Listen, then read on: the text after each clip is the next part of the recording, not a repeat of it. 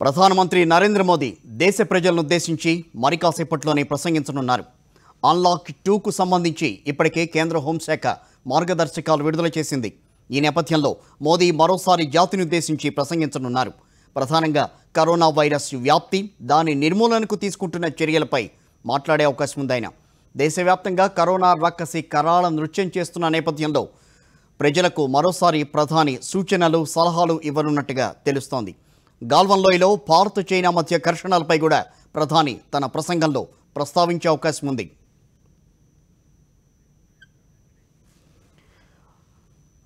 మరింత సమాచారం మా కరెస్పాండెంట్ వెంకటేష్ అందిస్తారు. వెంకటేష్, చెప్పండి.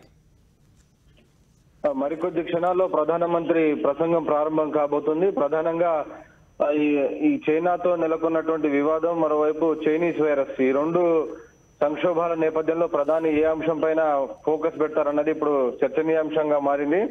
నిన్ననే కరోనా సంబంధించినటువంటి అన్లాక్ 2.0కు సంబంధించినటువంటి మార్గదర్శకాలు జారీ చేశారు. ఒకవైపు కరోనా కేసుల సంఖ్య 6 లక్షలకు చేరువలో ఉన్నటువంటి నేపథ్యంలో పెరుగుతున్నటువంటి కేసుల నివారణకు సంబంధించి ప్రధానమంత్రి ఏమైనా కొత్త నిర్ణయాలు ఏమైనా ప్రకటిస్తారా, లేదంటే ప్రభుత్వం ఈ ఆర్థిక సంక్షోభాన్ని గట్టెక్కించేందుకు అవసరమైనటువంటి ఆత్మ నిర్భర్ ప్యాకేజ్ ఇప్పటికే ప్రకటించారు. దీనిపైన అనేక విమర్శలు కూడా వస్తున్నటువంటి నేపథ్యంలో ఇంకా దీన్ని మించినటువంటి ప్యాకేజీ ఏమైనా ప్రకటిస్తారనేటువంటి ఒక రకరకాల ఊహాగానాలు వినిపిస్తున్నాయి. ఇంకోవైపు చైనాతో గల్వాన్ లోయ వద్ద నెలకొన్నటువంటి వివాదం నేపథ్యంలో చైనాకు బుద్ధి చెప్పేందుకు ఇప్పటికే 59 అప్లికేషన్స్ ను నిషేధిస్తూ కేంద్ర ప్రభుత్వం నిర్ణయం తీసుకుంది. ఫర్దర్ గా చైనాకు బుద్ధి చెప్పే క్రమంలో ఇంకా ఎటువంటి చర్యలు తీసుకోబోతున్నారు అన్నది కూడా చాలా ఆసక్తికరంగా మారింది. సో ఓవరాల్ గా రకరకాల భిన్నమైనటువంటి అంశాలపైన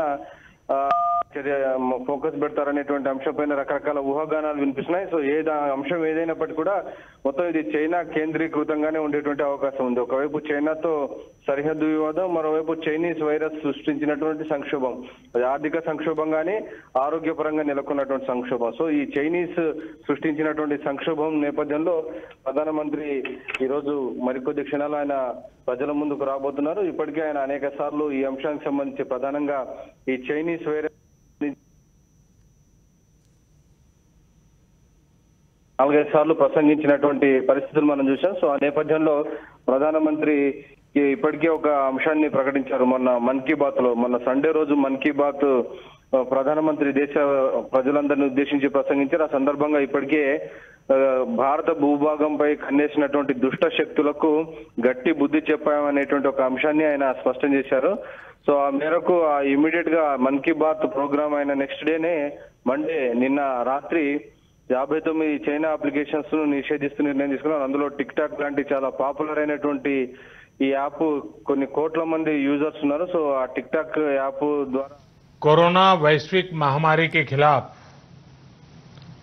लड़ते लड़ते अब हम अनलॉक 2 में प्रवेश कर रहे हैं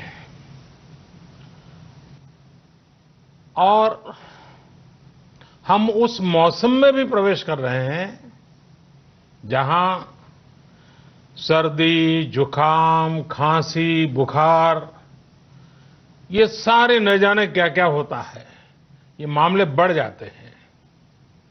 ऐसे में मेरी आप सभी देशवासियों से प्रार्थना है कि ऐसे समय अपना ध्यान रखिए। साथियों, ये बात सही है कि अगर कोरोना से होने वाली मृत्यु दर को देखें तो दुनिया के अनेक देशों की तुलना में भारत संभली हुई स्थिति में है। समय पर किए गए लॉकडाउन और अन्य फैसलों ने भारत में लाखों लोगों का जीवन बचाया है, लेकिन हम ये भी देख रहे हैं कि जब से देश में अनलॉक 1 हुआ है, व्यक्तिगत और सामाजिक व्यवहार में लापरवाही जरा बढ़ती ही चली जा रही है। पहले हम मास्क को लेकर 2 गज की दूरी को लेकर 20 सेकंड तक दिन में कई बार हाथ धोने को लेकर बहुत सतर्क थे।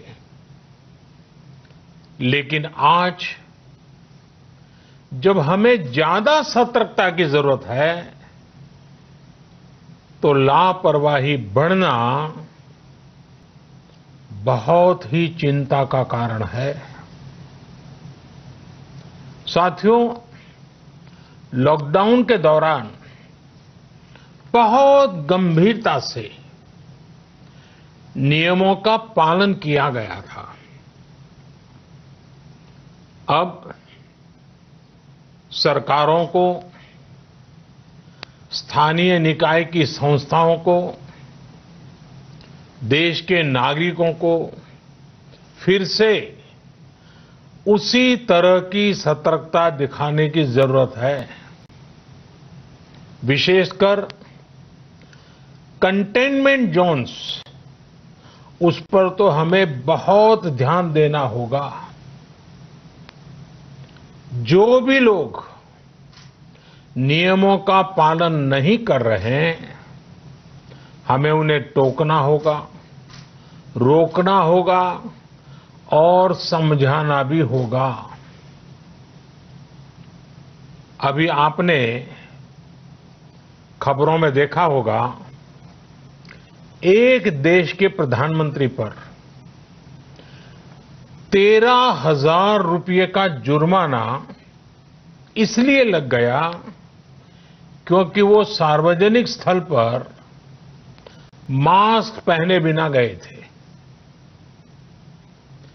भारत में भी स्थानीय प्रशासन को इसी चुस्ती से काम करना चाहिए। स्थानीय प्रशासन को इसी चुस्ती से काम करना चाहिए। ये 130 करोड़ देशवासियों के जीवन की रक्षा करने का अभियान है। भारत में गांव का प्रधान हो या देश का प्रधानमंत्री, कोई भी नियमों से ऊपर नहीं है। साथियों, लॉकडाउन के दौरान देश की सर्वोच्च प्राथमिकता रही ऐसी स्थिति न आए कि किसी गरीब के घर में चूल्हा न जले। केंद्र सरकार हो, राज्य सरकारें हो, सिविल सोसाइटी के लोग हों, सभी ने पूरा प्रयास किया कि इतने बड़े देश में हमारा कोई गरीब भाई बहन भूखा न सोए। देश हो या व्यक्ति, समय पर फैसले लेने से, संवेदनशीलता से फैसले लेने से किसी भी संकट का मुकाबला करने की शक्ति अनेक गुना बढ़ जाती है। इसलिए लॉकडाउन होते ही सरकार प्रधानमंत्री गरीब कल्याण योजना लेकर आई।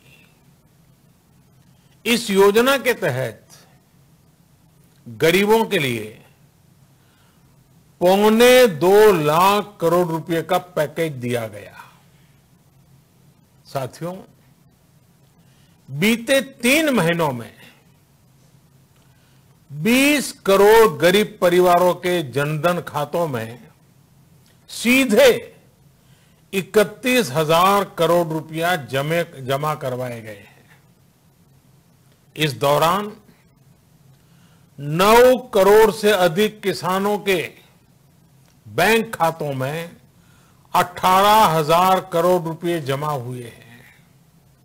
इसके साथ ही गांवों में श्रमिकों को रोजगार देने के लिए प्रधानमंत्री गरीब कल्याण रोजगार अभियान तेज गति से आरंभ कर दिया गया है।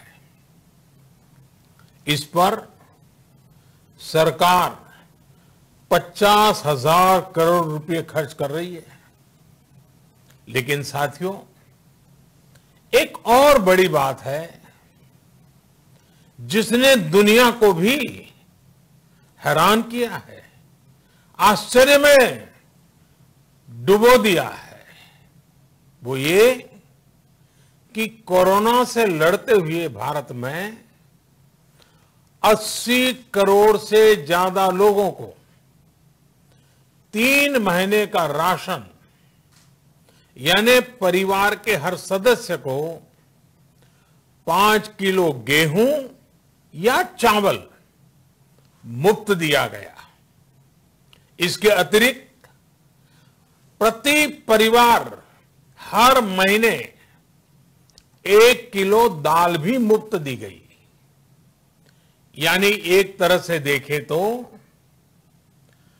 अमेरिका की कुल जनसंख्या से 2.5 गुना अधिक लोगों को,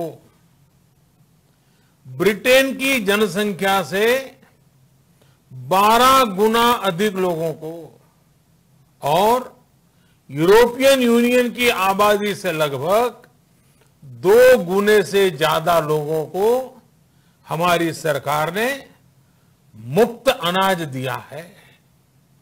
साथियों, आज मैं इसी से जुड़ी एक महत्वपूर्ण घोषणा करने जा रहा हूं। साथियों, हमारे यहां वर्षा ऋतु के दौरान और उसके बाद मुख्य तौर पर कृषि क्षेत्र में, एग्रीकल्चर सेक्टर में ही ज्यादा काम होता है। अन्य दूसरे सेक्टरों में थोड़ी सुस्ती रहती है। जुलाई से धीरे धीरे त्योहारों का भी माहौल बनने लगता है।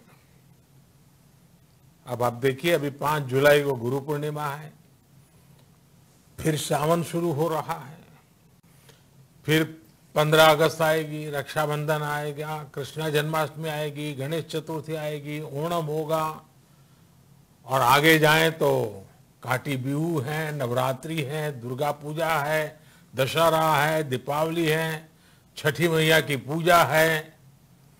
त्योहारों का ये समय जरूरतें भी बढ़ाता है, खर्च भी बढ़ाता है। इन सभी बातों को ध्यान में रखते हुए ये फैसला लिया गया है कि प्रधानमंत्री गरीब कल्याण अन्न योजना का विस्तार अब दिवाली और छठ पूजा तक, यानी नवंबर महीने के आखिर तक कर दिया जाएगा। यानी 80 करोड़ लोगों को मुफ्त अनाज देने वाली ये योजना अब जुलाई, अगस्त, सितंबर, अक्टूबर, नवंबर में भी लागू रहेगी। सरकार द्वारा इन 5 महीनों के लिए 80 करोड़ से ज्यादा गरीब भाई बहनों को हर महीने परिवार के हर सदस्य को 5 किलो गेहूं या 5 किलो चावल मुफ्त मुहैया कराया जाएगा। और साथ ही प्रत्येक परिवार को हर महीने 1 किलो चना भी मुफ्त दिया जाएगा। साथियों, प्रधानमंत्री गरीब कल्याण अन्न योजना के इस विस्तार में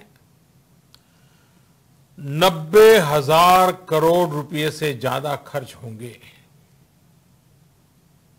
और अगर इसमें पिछले 3 महीने का खर्च भी जोड़ दें तो ये करीब करीब 1.5 लाख करोड़ रुपया हो जाता है। अब पूरे भारत के लिए हमने एक सपना देखा है। कई राज्यों ने तो बहुत अच्छा काम भी किया है। बाकी राज्यों पर भी हम आग्रह कर रहे हैं कि इसको काम को आगे बढ़ाएं। और काम क्या है? अब पूरे भारत के लिए एक राशन कार्ड की व्यवस्था भी हो रही है, यानी एक राष्ट्र एक ration card, one nation one ration card. इसका सबसे बड़ा लाभ उन गरीब साथियों को मिलेगा जो रोजगार या दूसरी आवश्यकताओं के लिए अपना गांव छोड़ करके कहीं और जाते हैं, किसी और राज्य में जाते हैं। साथियों, आज गरीब को, जरूरतमंद को सरकार अगर मुफ्त अनाज दे पा रही है तो इसका श्रेय प्रमुख रूप से दो वर्गों को जाता है। पहला, हमारे देश के मेहनती किसान, हमारे अन्नदाता, और दूसरा हमारे देश के ईमानदार टैक्स पेयर। आपका परिश्रम, आपका समर्पण ही जिसकी वजह से देश ये मदद कर पा रहा है। आपने देश का अन्न भंडार भरा है, इसलिए आज गरीब का, श्रमिक का चूल्हा जल रहा है। आपने ईमानदारी से टैक्स भरा है, अपना दायित्व निभाया है, इसलिए आज देश का गरीब इतने बड़े संकट से मुकाबला कर पा रहा है। मैं आज हर गरीब के साथ ही देश के हर किसान, हर टैक्स पेयर का हृदय से बहुत बहुत अभिनंदन करता हूं, उन्हें नमन करता हूं। साथियों, आने वाले समय में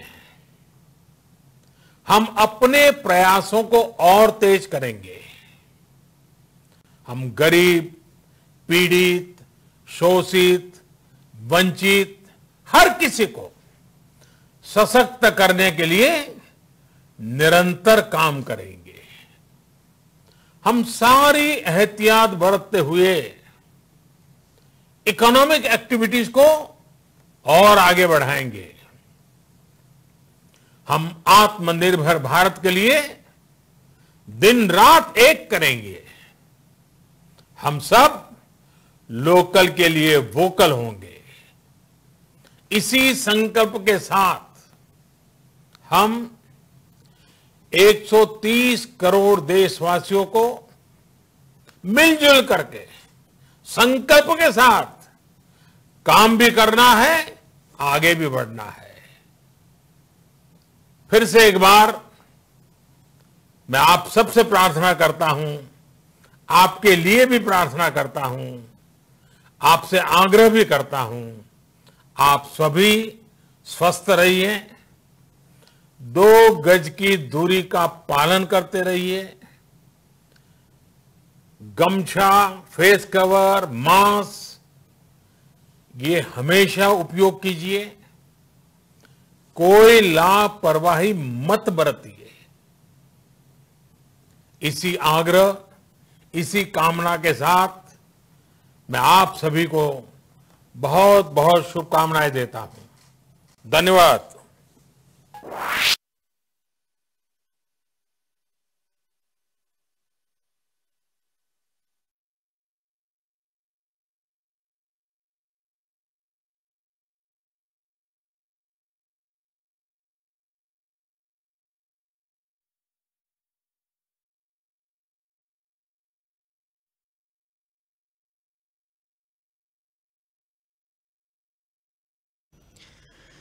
రైట్, మనం ఇప్పటివరకు చూసాం ప్రధానమంత్రి నరేంద్ర మోదీ దేశ ప్రజలను ఉద్దేశించి ప్రసంగించారు. మొదటగా అన్లాక్ 2.0తో పాటుగా మనం వర్షాకాలంలోకి వెళ్ళబోతున్నాం. అనేక ఆరోగ్య సమస్యలను ఎదుర్కోవాల్సిన అవసరం ఉంది. సో ప్రజలందరూ కూడా వారి వ్యక్తిగత ఆరోగ్యంపై దృష్టి పెట్టాలని కోరుకుంటున్నా అని చెప్పి ప్రధానమంత్రి తన ప్రసంగంలో మొదటగా ప్రస్తావించారు. సో అన్లాక్ 1 తర్వాత ఏ రకంగా ఉంది పరిస్థితి అనేది కూడా ప్రధానంగా ఆయన మాట్లాడారు. ఇతర దేశాలతో పోలిస్తే మనం కరోనా విషయంలో ఎంతో అప్రమత్తంగా ఉన్నామని చెప్పనన్నారు. కరోనా 1.0 తర్వాత వ్యక్తిగత విషయంలో అశ్రద్ధ ఎక్కువైంది. మాస్క్ ధరించకపోవడం, అదేవిధంగా భౌతిక దూరం పాటించకపోవడం లాంటివి ఎక్కువగా చోటు చేసుకున్నాయి. ఈ విషయంలో అందరూ కూడా అశ్రద్ధ వహించద్దు అని చెప్పి ప్రధానమంత్రి స్పష్టంగా చెప్పారు. అదేవిధంగా రాష్ట్రాల విషయంకి వచ్చేసరికి కంటైన్మెంట్ జోన్స్పై రాష్ట్ర ప్రభుత్వాలు ప్రత్యేక దృష్టి పెట్టాల్సిన అవసరం ఉందని చెప్పి అన్నారు. కేసులు పెరుగుతున్న పరిస్థితుల్లో మరింత జాగరూకతతో వ్యవహరించాలి రాష్ట్ర ప్రభుత్వాలని చెప్పి ఆయన మాట్లాడిన సందర్భం అయితే మనం చూసాం. అదేవిధంగా కరోనా కష్టకాలంలో పేదలు ఆకలితో అలమటించకుండా ఆ పరిస్థితి రాకుండా చూసాం. నవంబర్ చివరి వరకు పీఎం గరీబ్ కళ్యాణ్ అన్న యోజనను పొడిగిస్తున్నట్టుగా ప్రధానమంత్రి స్పష్టం చేశారు. ఇప్పటికే దీనికి సంబంధించి 50,000 కోట్లు ఖర్చు చేశామని చెప్పి ప్రధానమంత్రి నరేంద్ర మోడీ చెప్పారు. అదేవిధంగా పేదలకు 1,75,000 కోట్లు కేటాయించాం. ఈ రేషన్కి సంబంధించి కానీ అన్ని విషయాలకి సంబంధించి పేదల ఆకలి తీర్చేందుకు, వాళ్ళ అవసరాలు అన్నిటికీ కూడా దాదాపుగా 1,75,000 కోట్లు కేటాయించామని చెప్పారు. 80 కోట్ల మంది ప్రజలకి దేశవ్యాప్తంగా 80 కోట్ల మందికి ఉచిత రేషన్ ఇంకా పంపిణీ చేస్తామని చెప్పి ప్రధానమంత్రి తన ప్రసంగంలో భాగంగా చెప్పారు. అదేవిధంగా 1 నేషన్ 1 రేషన్ ఇది పేదలకు ఎంతో ఉపయోగపడిందని, దీన్ని స్పష్టంగా అమలు చేయబోతున్నాం ఇంకా అని చెప్పి ప్రధానమంత్రి తన ప్రసంగంలో చెప్పిన తీరును మనం ఇప్పటివరకు చూసాం. మరింత సమాచారం అందిస్తారు మా కరెస్పాండెంట్